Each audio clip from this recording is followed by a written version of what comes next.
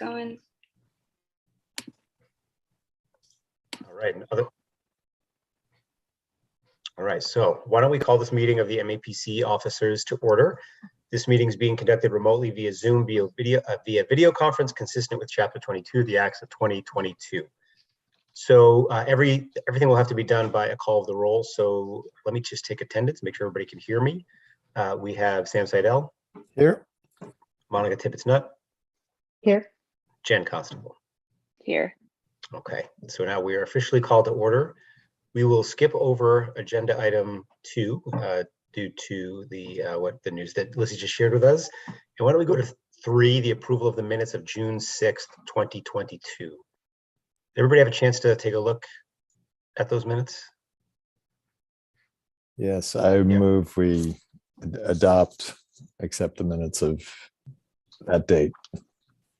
Motion's been made. Do we have a second? Second. All right. Any comments or questions? All right. Seeing none, I'll call the roll. I'm just calling everybody in the order they're on my screen. Sam? Yes.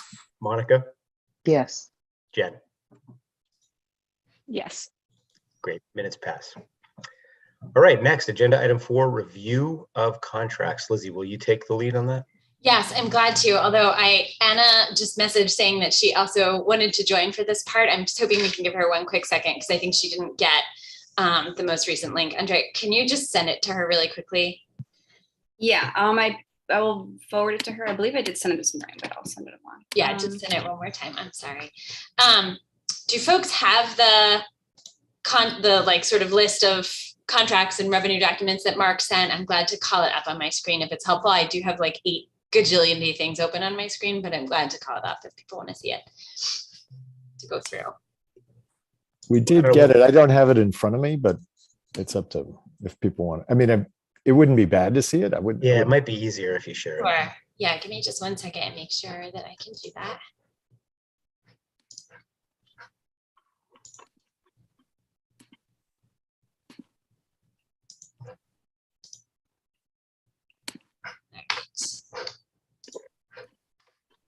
Are you pulling it up, Lizzie? I am, yeah, I think so. Let's see what it lets me do. All right, can you all see this? I can. Yes. Yes. All right, hopefully you can't see the other million other things on my screen at the same time. So just kind of want to walk through where we are in revenue contracts. I'll just scroll down. You can see it's a relatively, I think our last month was actually a relatively light month. This is a relatively standard month for us. Lizzie, so, can you expand it a tiny bit? I can. I'm sorry. It's so it's confusing. Okay. Tell me if that is better, Sam. And I can also zoom in if it's too maybe zooming in. Tiny. It's a little tiny for me. I understand. I'm getting to that point in life. Even I am getting to that point in life. Yeah, I mean, that's better? Good. That's better, yes. Okay. Yes. Thank you. Can you get a little bigger? I lose myself on my own screen if I make it too big. It's perfect. It looks great. Great. So like I said, it's a pretty standard set of standard contracts for us. I think, I can kind of call attention to some that are just of interest. This Mel King Institute contract, we've been doing this for a really long time. It's one of the ones, it's a small amount of money, but it's one that we're really happy to be able to do. Emily Torres-Cullinane has taken the lead on this work for years at MAPC, and we have a very strong relationship with the Mel King Institute. This particular piece around behavioral health supports in Revere Police Department, there's actually an article, I think in the Globe over the weekend or last week, I can't remember when because time still has no meaning, about the work that Lynn is doing in their police force around kind of equipping their police force with some behavioral health tactics. This is actually related work that we're doing in Revere, and we are actually supporting some of that work in Lynn as well, but this contract is up right now. the HMCC contract, it's really big, but we retain a portion of that to support our health and medical coordinating committee work. This work, I think all of you are aware, we're kind of connecting to the fact that MAPC played this really big role with our health and medical coordinating committee in the region during COVID, and that's what these dollars support in our hospitals throughout the region. We are kicking off this open space and rec plan in the city of Salem. That's this contract right here. Let's see, other ones I want to make sure to kind of call your attention to. This is our big contract, probably our biggest contract for this month is, actually, no, we have a bigger one even, but is around our coordination services for the North Suffolk Public Health Collaborative.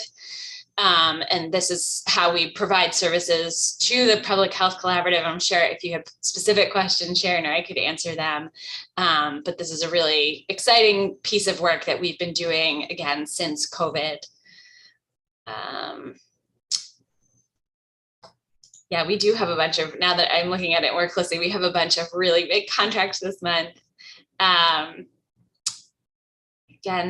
these are dollars that we were very happy to get from the Boston Foundation to support research work around the rental assistance programs. We did a lot of really incredible reports around housing during COVID and sort of the need for emergency housing during COVID and the size and scope of that need. And Boston Foundation has funded us again to do that work. This is the Mass in Motion grant, which again is a set of funding that we've received in years past. But it's related to our work around, particularly around health equity and food systems. It just related to this, anecdotally, we were invited to testify by Congresswoman Presley later today at a roundtable that she is hosting around food security issues. And so we'll highlight some of the work that we've done here and you'll hear a little bit more about it. And then obviously this is another one of the North Suffolk Public Health Excellence grants that came in from DPH. And this is a portion of the dollars for that grant. So there were a few contracts that actually came in at once, which makes sense because it was where we were in the fiscal year. I want to pause and see if anyone has any questions about any of these. And then I am glad to go through our pass-through contracts. Mr. Chair, may I ask? Sam, go ahead. Just on the rental assistance. Well, first question on the rental assistance. Sorry for dogs. Sorry, I've got barking dogs. Can you just speak a little bit?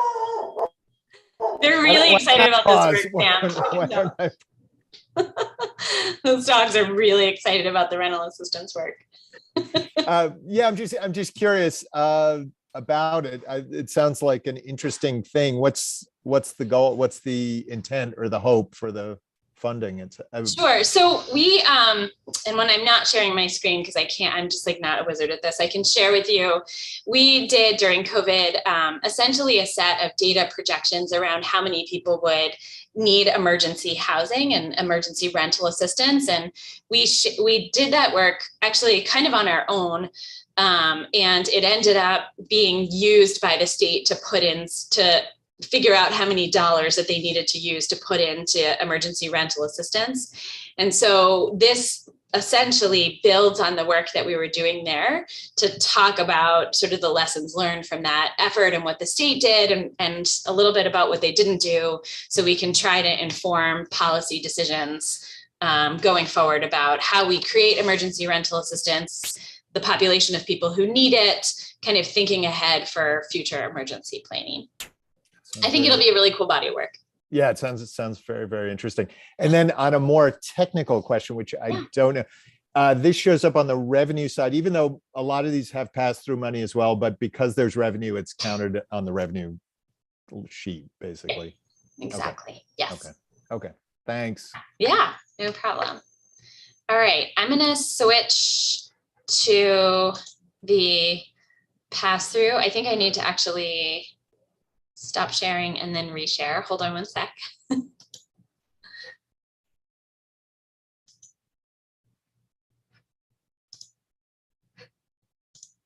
All right, does that work?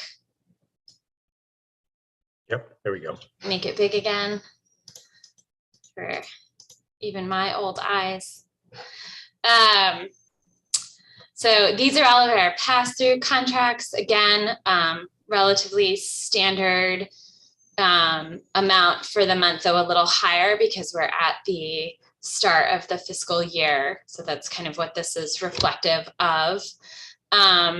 I think, again, I can highlight some of the big ones. Not surprisingly, these are all around our NERAC pass-through contracts. There's a lot of them come in at the end of the fiscal year and the start of the next fiscal year. So it's kind of reflective of these big pass-through agreements. So again, so that's this, the biggest ones here are this contract, I think this one, this third one over here. So it's purchasing equipment on behalf of the Homeland Security region.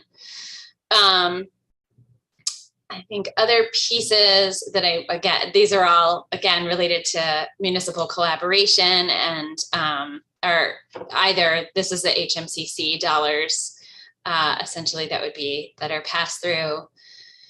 We, these pass-through dollars, I think is worth pointing out through, this is essentially work that we were doing with the city of Chelsea around our public health and climate program. And so this is work that we were doing to deal with, we call it the COVID safe cooling. I think that name might shift a little bit.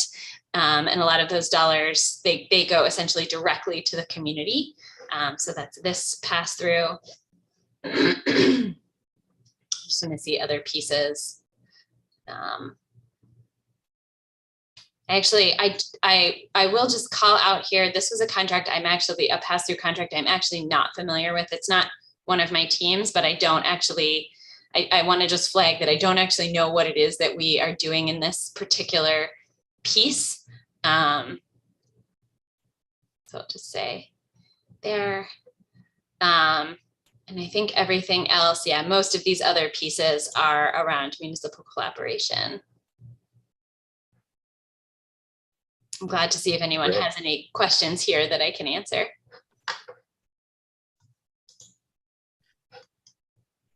Any questions, anybody? All right. Looks like no questions. So we don't, my recollection is we don't take a vote on the contracts. So no. Thank you for that. The next agenda item is hiring and staff changes, but then right after that is the presentation from Sharon, and we have Sharon. So why don't we jump to that to be respectful of Sharon's time, if that's okay with everybody? That'd be great. Thank you, Adam. That's of course. kind. Take it away. I am going to share my screen now. Let's see. Do you all see that in presenter mode? Wonderful. So thank you all for inviting me here. I was going to share about the Metrowest Climate Equity Project, which is a project that's being led by the public health team in consultation with our clean energy environment team. Smaller group, so I have a set of slides, but if you have any questions at any point, don't hesitate to just jump in. I can't see you on my screen, so really just jump in. Talking to Mark, I think that what makes sense to highlight his suggestions was sort of the bright spots and sort of background on this project, and then reflecting on the challenges that we faced and sort of lessons learned there. And then I'm just going to close by just quickly showing you all some of the information we're collecting with this project and what we hope to do with it. So background, the Metrowest Climate Equity Project is funded through an MVP action grant running from fall of 2021 to 2023. It represents a partnership with MAPC and Ashland, Natick, and Framingham. The project emerged because the planners, the sustainability planners in those three communities, recognized that they had done climate sustainability work and they are doing it, but that the voices of the frontline communities, those populations that are going to face the first and worst impacts of climate change, hadn't really been lifted up in that work, that the work hadn't been designed to get at those voices, and that was a real limitation to both their equity work, but also their climate work that they were doing. So with that, they partnered with MAPC around a project that would accomplish 3 big things. One of them was building those connections to the environmental justice communities, and starting a conversation around where they were experiencing climate change and where their priorities lay in taking action. 2, taking those learnings and translating them to their planning documents and funding priorities. And then 3, generally increasing municipal capacity to talk about climate equity and do work with CBOs and residents around climate change in the environmental justice communities. Grounding these are the environmental justice communities in those 3 communities. So you see here, everything that's shaded gray is not environmental justice communities. And what this really shows is that there is a concentration of EJ communities in Framingham, but that both Ashland and Natick do have environmental justice neighborhoods. And it was important for the planners here to represent that, 1, climate impacts are not being felt by one community and the other, like it doesn't have any borders. And 2, that when you think EJ, it's like all of these communities had EJ populations. And so we took this sort of spatial focus for all of our outreach, but also reflected on who were the folks who lived in these EJ neighborhoods and why, and where might be other places to connect with them outside of sort of the spatial concentration. So what is the project? Here's a timeline that kind of speaks to the different elements of the project. In green, starting in December 2021, this reflects that first goal of building capacity to talk around climate equity. The director of the public health team, Barry Keppard, partnered with the Wayside Equity Group to do a series of equity and climate equity and racial equity trainings with municipal staff. And this also was an invitation to a lot of the boards and the committees in those 3 communities. And it was just trying to create a baseline understanding of when we talk about equity in a climate and public health context, what are we talking about? Starting in the winter, we reached out to community-based organizations, and these were community organizations identified by the municipalities as doing work in the climate or equity or resilience and vulnerability space. So it might be even CBOs who didn't, like the Latino Health program, I forget if it's an association or program, but they didn't explicitly have a climate program, but they did a lot of work around supporting vulnerable populations. So we reached out to them. And this is to hear what they were doing, what their interest was in climate, and sort of suss out where there were overlaps, alignments that we could leverage in this work. And then in yellow, you see, this is like the meat and potatoes of this program, and it also represents a whirlwind of activity.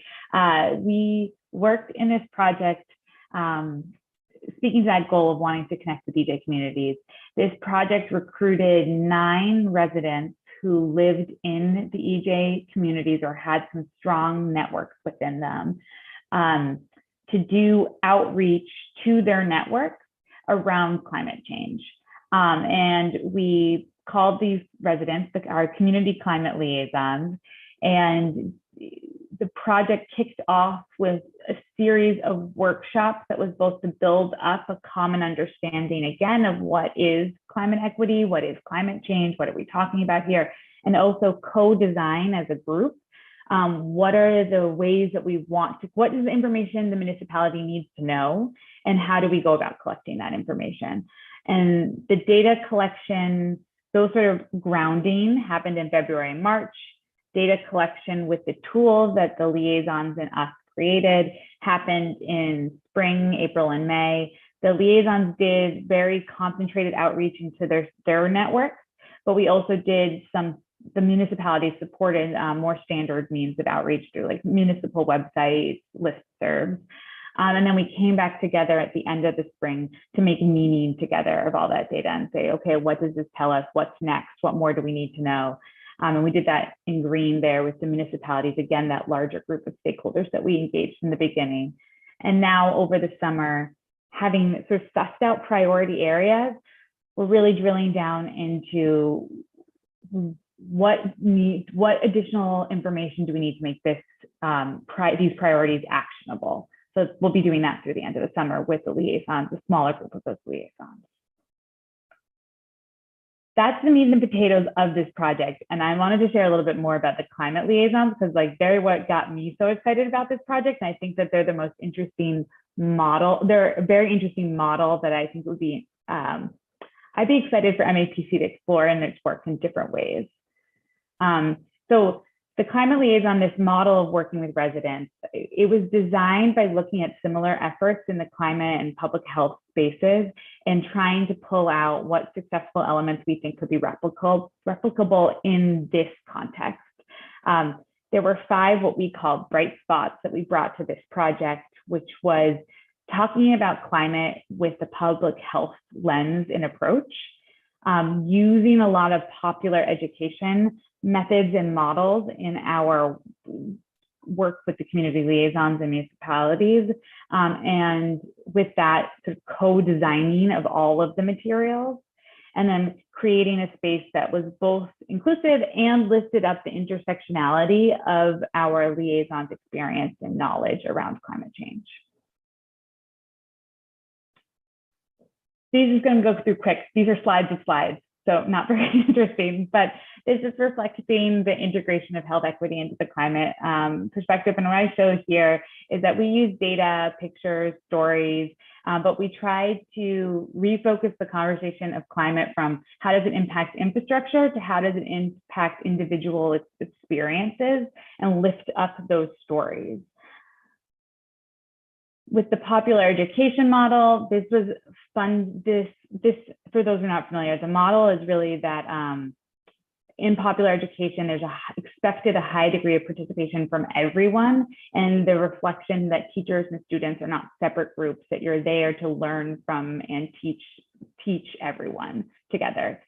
So how this embodied itself in our time together was we made learning of concepts way more interactive through activities. You see up there, Jeopardy, we had sort of like Family Feud when we shared out the data. And then also a lot of just discussion questions throughout the entire thing so that we weren't assuming that we knew what climate change was to Metrowest residents, but that we were having that conversation consistently.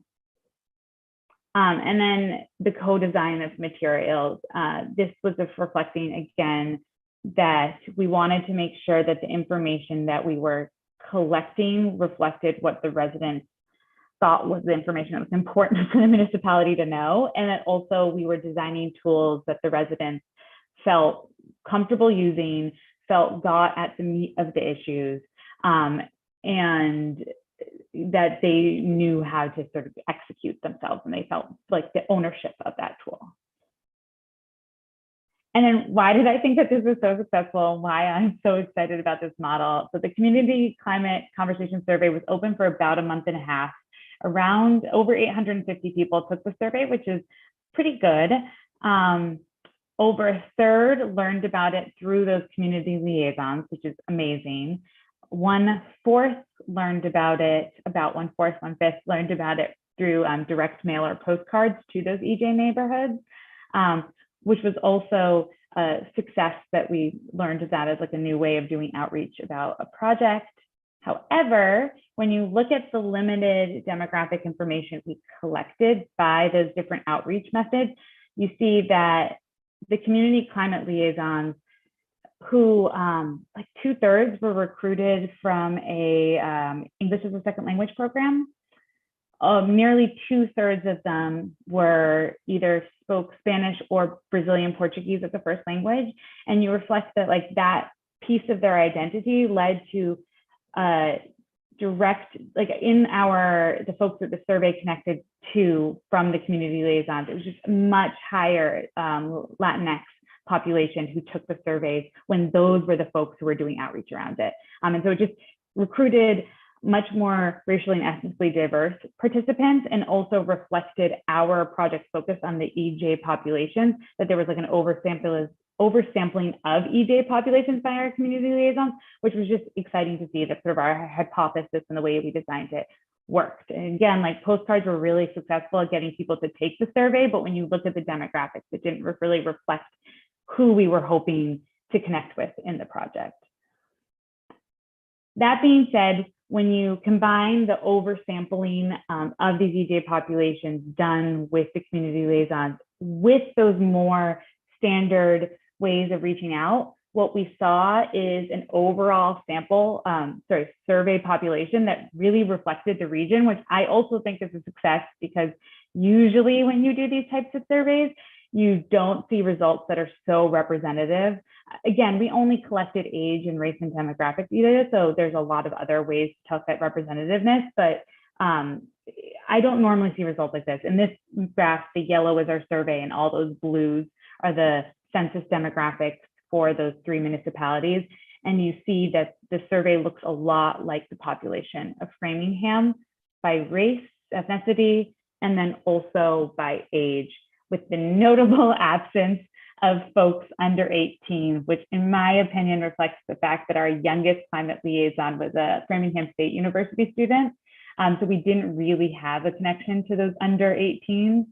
But even then, it doesn't take away from the fact that you see like that nice even bell curve. And a lot of times in surveys, I see just like an oversampling of that 35 to 65 crowd in the absence of everyone else. Lessons learned and reflections on sort of challenges. Again, the success of this project came from the liaisons. Had we not had success in recruiting the group that we did, I don't think that this project would have had the results and the excitement that everyone had around it, and it still do. And reflecting what made recruitment exciting was connecting with community-based organizations. All but one of our liaisons were recruited directly through CBOs who said, oh, I think I have an interesting group. The majority of it came from that Framingham English as a Second Language program, but also Natick for Black Lives Matter brought 2 members into the group. And I just think that like that sort of making connections with CBOs who knew the folks who were already involved and interested in this space made a huge difference. And that's where my lessons learned was we didn't engage them until the project had already been scoped. MVP grants have pretty strict deliverables. We really wish that we had those connections earlier on so that we could have built in more overlap between the work that the CBOs were already doing and our grant deliverables, because where we had the conversations, we just didn't have the flexibility in the grant at that point to sort of pivot and say, instead of running our own events, we're going to take advantage of this after school homework program's naturalist program, and we're just going to like directly leverage that. And so that's something I wish we had done earlier. And then also reflecting, our liaisons really felt that surveys were what they wanted to do. However, the information we got was a little too high level. And if we felt that surveys were not the perfect tool in the end, and reflecting back, I think interviews would have allowed us to get deeper, more specific information that would have been more helpful, but that would have required way more time building understanding and familiarity, sort of to that last bullet point right there. So we should have scoped in more time to build that confidence in our partners. And if we were going to do surveys, I think we could have done it in a way that brought more time for reflections and iterations within the survey. So I think we could have gotten more of that deep specific data by, say, instead of doing all the data collection in one chunk, doing it for a month, bringing the liaisons back together, reflecting, changing the questions, collecting information from them about the stories they were hearing, and then doing that again, maybe 1 or 2 more times. That was sort of a limitation, and also reflects why we're continuing and going deeper this summer, as we felt that the surveys didn't get us the level of data that was actionable. And then just quickly, some data, and then I'll stop talking. One, that this work was to make inform action, be actionable. It was meant to update plans, direct funding. And a big thing that was coming out of this survey was that people want their municipality to take action on climate change. Where urgent here represents people who think about this all the time, and it's a top priority, to the somewhat urgent. We asked questions around whether there were other things to consider, like affordable housing, and somewhat urgent we felt were folks who thought that this was a pressing issue, but that there were other things that might perhaps be more pressing in their day-to-day lives, sort of reflecting that intersectionality of the climate experience. But still, 4 out of 5 people fall into one of those 2 groups. And then we've been working with our municipalities on the back end to sort of define specifically what are the plans, programs, projects that they hope to bring this information directly to. And then also that a lot of this information was collected through survey, multiple choice questions. But again, turning back to that point of like, maybe surveys weren't the perfect tool. The richest data we got was through these open answer questions.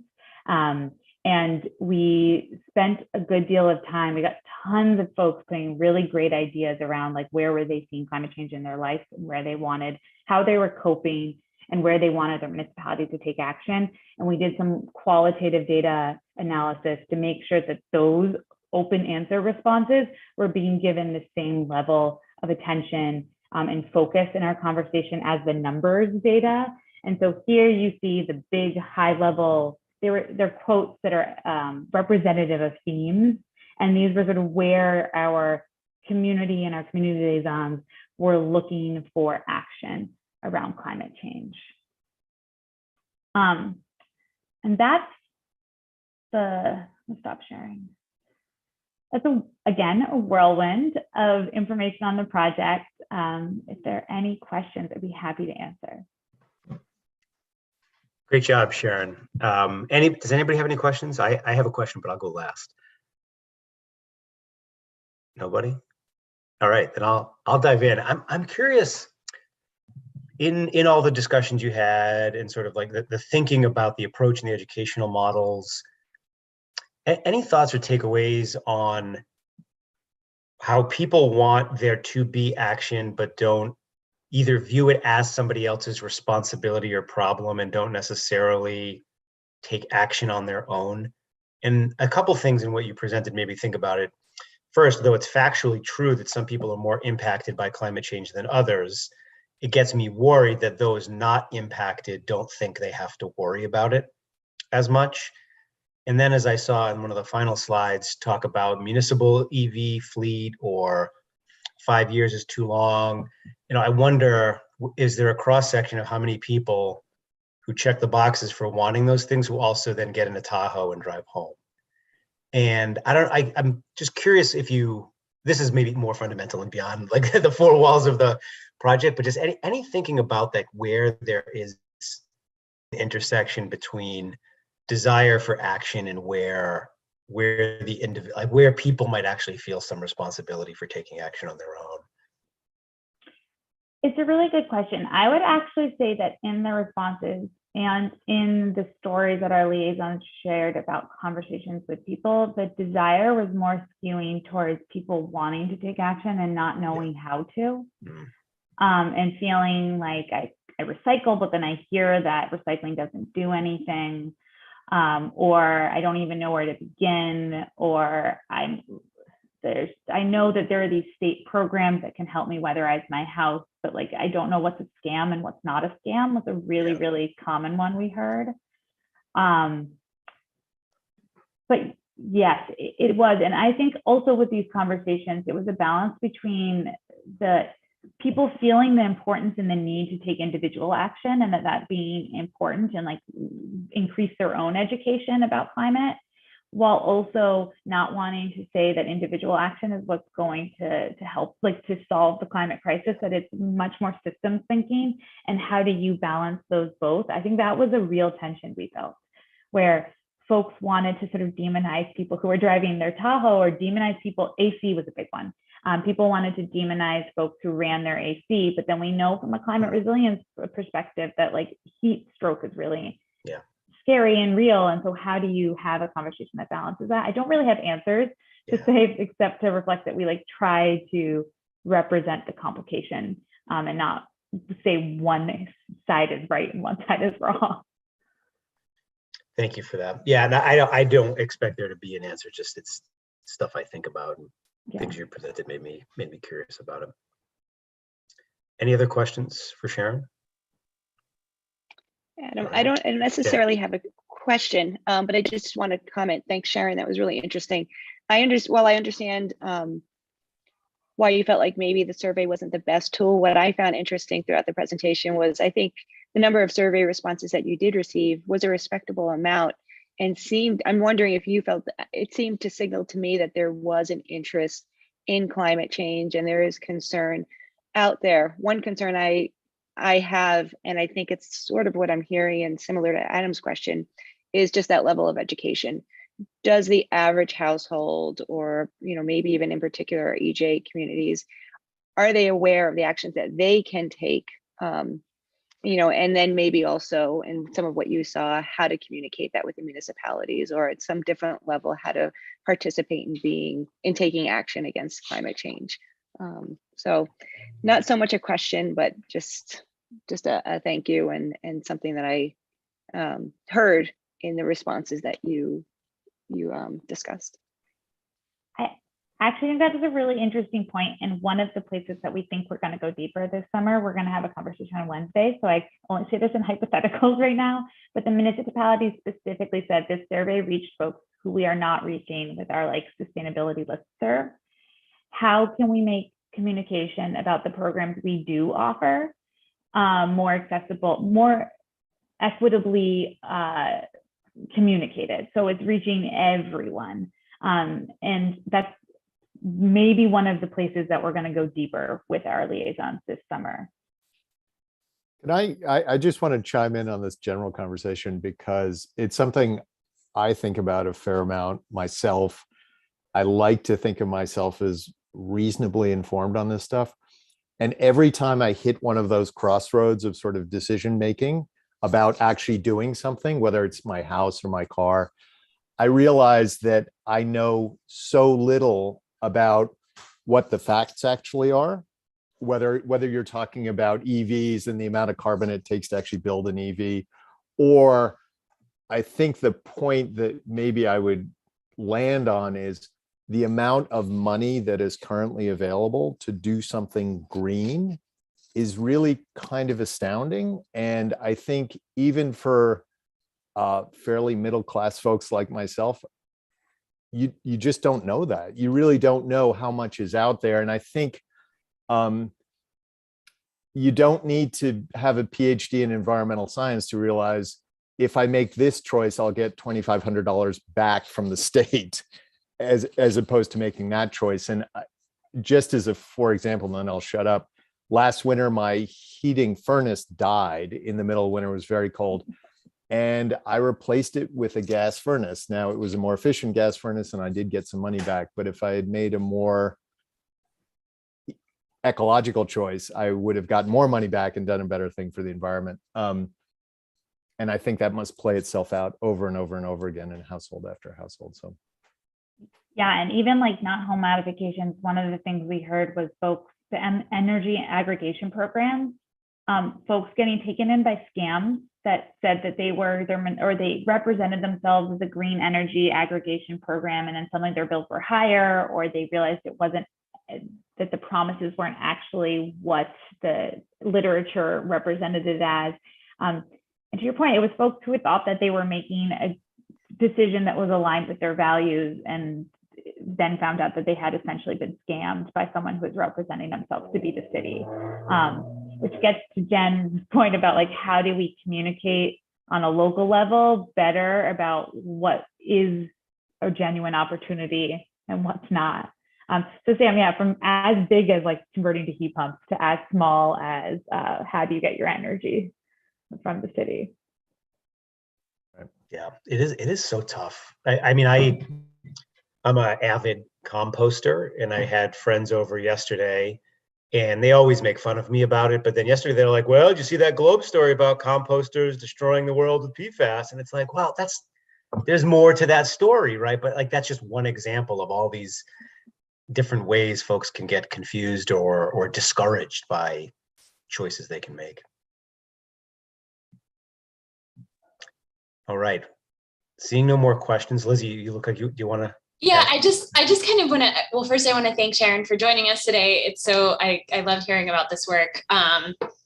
You know, in my new role in the public affairs team, I get a little closer to the work in public health. So it's always really great when somebody from one of my teams gets to come and present to you. But I'll also just say, I think this work is very reflective of, I think, the moment that we're in the agency and sort of what we're trying to do overall, particularly around Metro Common implementation, because it's one of those places that shows and showcases our work really overlapping, because it is this climate public health nexus.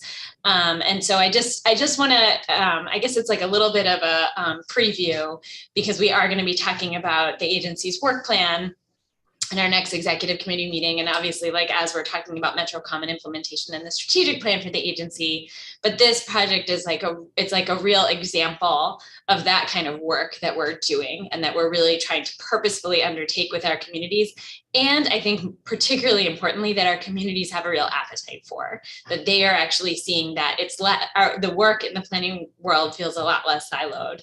And communities are really asking for us to kind of help them think through it more holistically. So I just kind of wanted to flag that. I'm very grateful that Sharon was able to come and join us today to talk about it. Well, and thank you all for inviting me. It was great. It was great. Yeah, same. Thank you for your work. All right, so why don't we go back to agenda item 5, and Lizzie, I assume you're gonna take that. Yes, I am. So I wanted to kind of highlight where we are around staff hiring. We are doing, I think, as we have been for several months, a lot of hiring right now. Obviously, our most exciting recent hire and starting is Catherine. So as a reminder, she's working 1 day a week through the summer. She's actually, her vacation almost completely overlaps with Mark. And then she'll start full-time in September. Although I can say, just based on the number of emails I'm already getting from her, she's definitely like fitting right into the MAPC culture and kind of jumping in pretty quickly on a lot of different areas. Folks have started recently in our economic development team. We hired an economic development planner too there. We actually have another interview for another person in NECDev later today. I think just to kind of get folks up to speed, our economic development team lost a lot of people at once. It's like a small but mighty team. And so we are working really hard to kind of hire and bring that team back. I think we're kind of turning a corner there and are going to be in good shape. We had a new hire inside the environment department after Ann Herbst retired. Ann is still with us for a little bit of time to help with the transition, which is wonderful because we can't live without her. But we do have a new hire starting in the team, and Martin is really excited. We had made an offer to somebody that would be split between clean energy and environment. That didn't work out, but now we're kind of pursuing a position that would kind of be split between those teams as well. We are also we are close to filling a position inside the public health department. That interview process went so well. There are actually 2 really excellent candidates there. So we're actually thinking of offering kind of a in both positions. And again, that position is actually shared between public health and clean energy, kind of reflective of what we were just talking about. And we're thinking that that next position might actually be either wholly public health or even shared with our environment department. So we are doing a lot of interviewing there. We also have relatively new staff inside our finance team. I think we talked a little bit about this in our previous meeting. This is, again, staff who kind of have been with us on a temporary basis, but are now kind of coming on full time. We have relatively new staff inside our municipal collaboration department and our data services team as well. But I think we had highlighted them in a previous conversation. So I feel like we're in like a hiring frenzy. Mark and I have just like a ton of interviews at all times. So it's feeling like we're kind of getting ourselves in a slightly better space in terms of our hiring. We did have a surprise departure at the end of the last month. Rana and our municipal collaboration team took a position inside, I think she's working in either Needham or Natick. I honestly can't remember, one of the end communities in Metrowest. We were really sad to see her go because she's kind of established herself in doing some of our procurement work. And so we're going to be hiring to fill that position. It's a difficult time to hire for that particular position. So we might hold a little bit, kind of do a little evaluation with the team to kind of make sure we have a clear sense of what they need.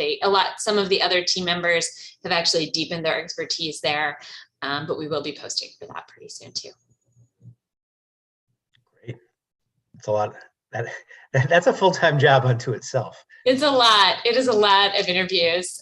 We actually are also, I should have noted, I'm sorry, very close to hiring an operations manager. So Heidi Anderson, our longtime operations manager, fell ill last year, ended up leaving the agency. And so we are hiring to fill that position. I'm excited about all the candidates. Angela has headed up that hiring process. And so I think we're close there too, which will be good. I think it's good timing since it takes like 11 people to do Heidi's job, which we didn't realize.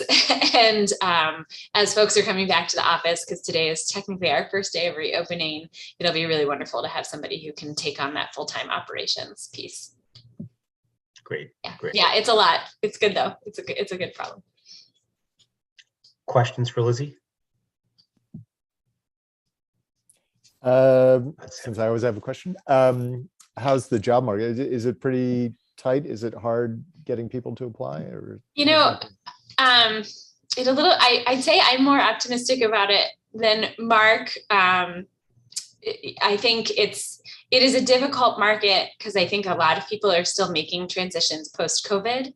I also think, a lot of people are thinking very seriously about salary and sort of how they want to be compensated, and particularly versus where they are living. I feel like every single day when you read the paper, there's an article about the high cost of living. And so that's something we're thinking about really seriously. I feel like Angela, Mark, Catherine, and I are going to be working on that really closely just to make sure that our salaries, recognizing that we're sort of in that nonprofit space, but making sure that our salaries can really keep pace with getting the excellent people that we want to have at the agency, and making sure that we're paying them for their hard work. I think, Mark has said before that we might need to be thinking about the projects that we're taking on versus what we can pay. If we need to do some bumps, we might need to say no to certain things because we couldn't necessarily have all the same level of staff. It is my hope that trade-off will not be the case, but I do think it's something that we're looking at pretty closely. I do in particular feel like in the clean energy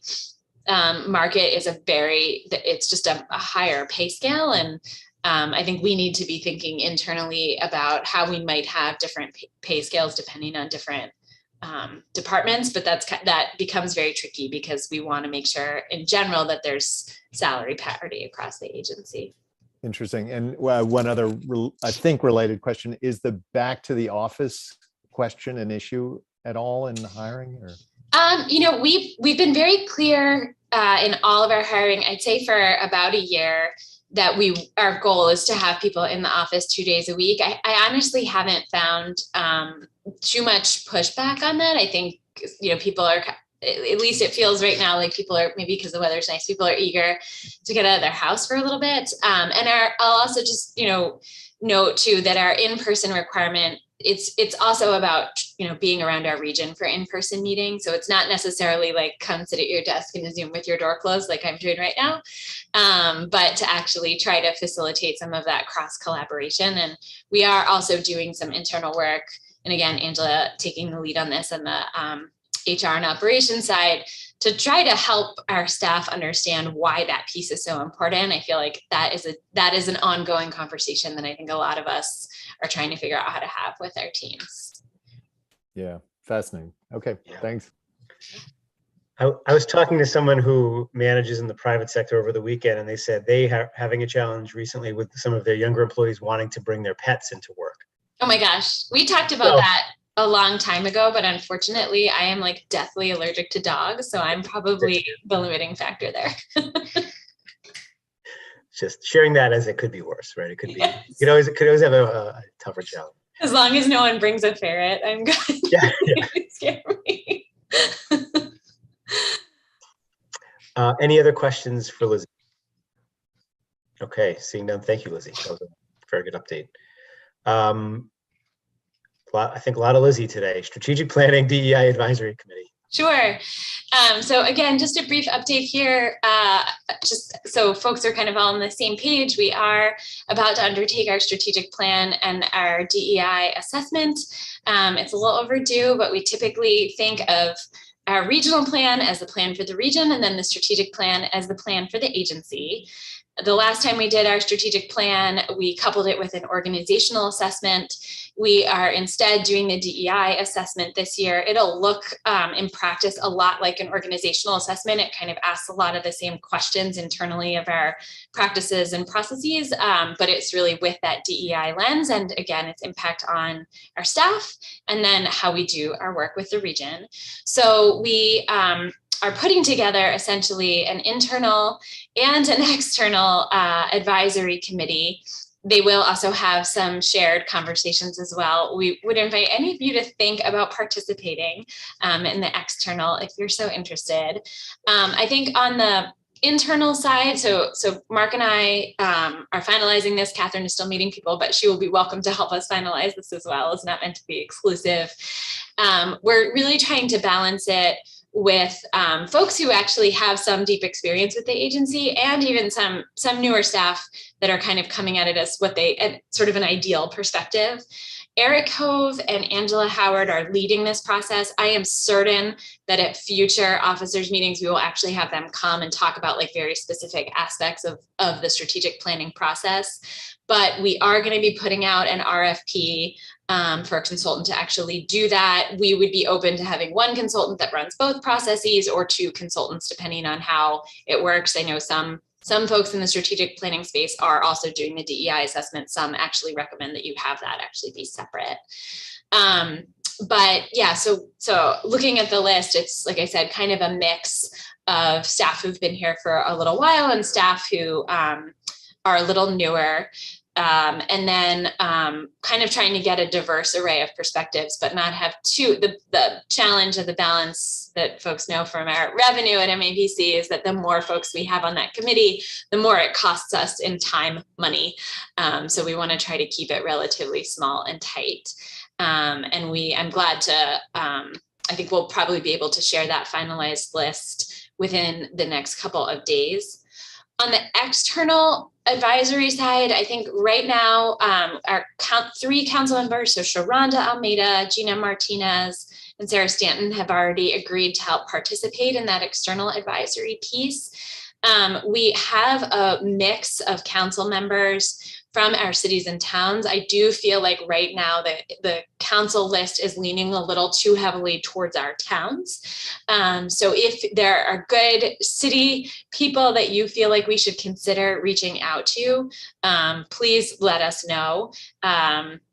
For everyone here, we have asked Erin, I think, and Keith to help participate because they do, again, have that historic knowledge of the agency. And so, again, would bring that. Like I said, we would love to have one of you participate as well. I don't think that the external piece will be as long a time commitment as it was during Metro Common in two ways. One, it's not going to take us 3 years to do our strategic plan. And two, I think the external advisory piece is really mostly about that gut checking the work that we're doing. I'm glad to answer any questions about this too. Any questions for Lizzie? No. Do I see Sammy moving for the mute button? No. No, I served on the external advisory committee on Metrowest, a great process, as all MAPC processes are. So, We do love a process. but you do them well. So Thank you. it's a great combination. Thank you. Yeah, like I said, I think we'll be able to send out that finalized list. My guess is by the end of this week, because we'll announce it to the staff and then to all of you at the same time. Great. Thank you for that. I'll share right before I left Arlington, we put out an RFP for an organizational equity audit, and like pleasantly surprisingly, we got 7 responses to the RFP. Oh, wow. Firms doing that work, and probably 3 of them were very good. We hired one, and then we hired the other one to do staff training on equity, which was something else they did. So if there's any value in me trying to get those names for you, I can do that. Yeah, I think that'd be great. I mean, I think you know, we're a little worried that we haven't realistically allocated the right amount of funds for this effort, because I think a lot of organizations are doing this. So there's also a big demand. But yeah, I think Adam, we would be interested, definitely. How much did you allocate? So I want to say, I'm looking at Anna right now. I think we have 100,000. But that's for both efforts, the strategic plan and the DEI assessment. Does that sound right, Anna? Or maybe Sam, Well, it came up during the budget discussions, and this very issue came up, was this going to be enough money? I think it's 100,000 is what's. I think so too. Yeah, I'll have to verify, but that, from my memory, that sounds correct. Yeah. Mm-hmm. So.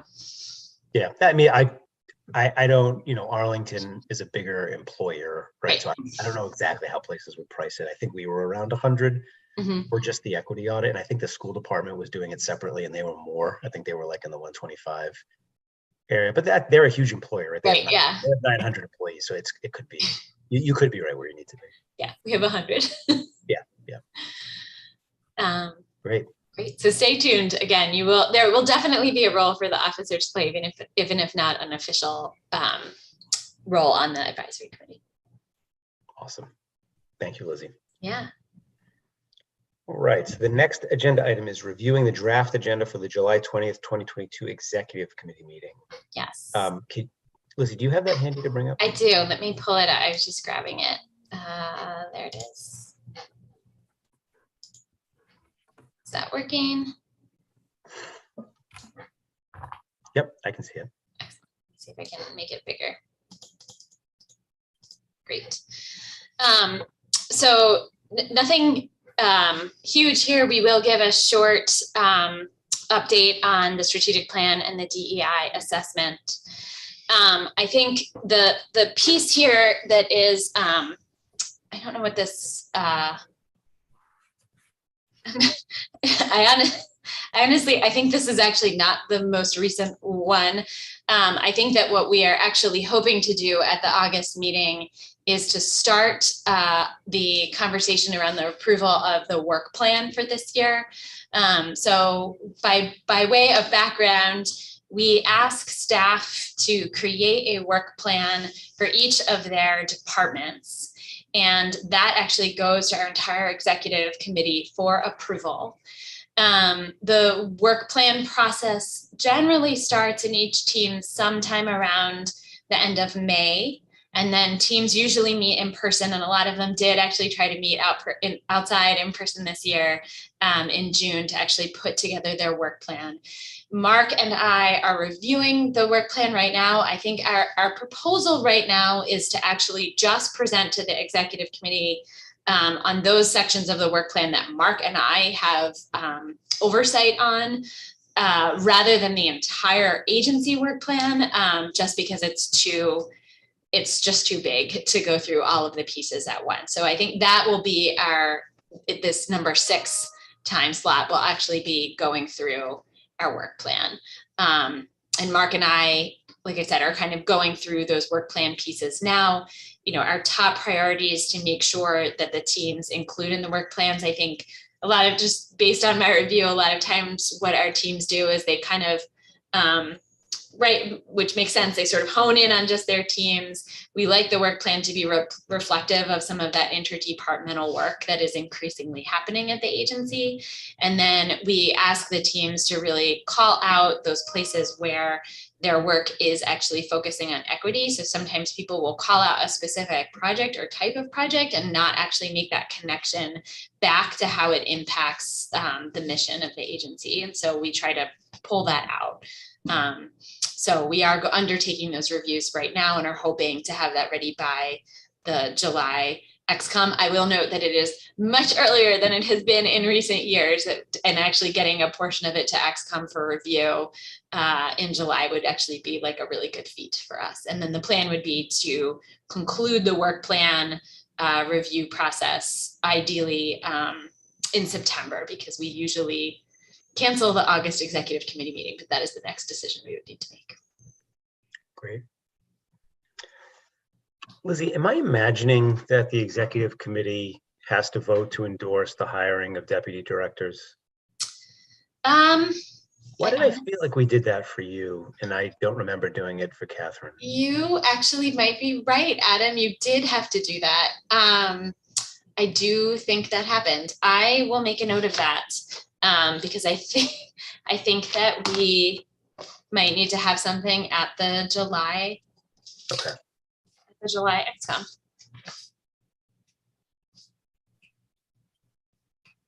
You're right, because it was a little awkward. Yeah, I mean, I think I definitely remember that vote happening. I'm not immediately familiar with where in the bylaws it says that has to be done, but I do remember. I remember the motion and the brief discussion praising you before. Yep.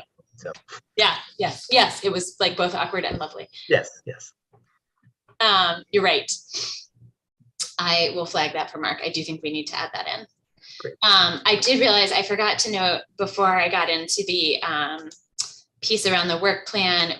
Our report of the legislative committee will just be an update in July. We're not taking positions on any new things since the legislature just has another 3 weeks left to do pretty much anything at all. So it'll just be an update on where some of those pieces are, ideally short and sweet, since the work plan conversation usually takes a little while. Yep. Great. All right. Any other questions or comments about this agenda? All right. Seeing none, I think we can move on to the next agenda item. So what do we have next? Oh, decision on whether or not to meet in August. Yes. Officers. I can't recall what I've been doing it for a number of years now, but I can't recall what our precedent is. Do we usually skip August? We usually skip our August meetings for officers, XCOM, and LegCom. If there are pressing things that you feel like we need to have and discuss, we can keep them.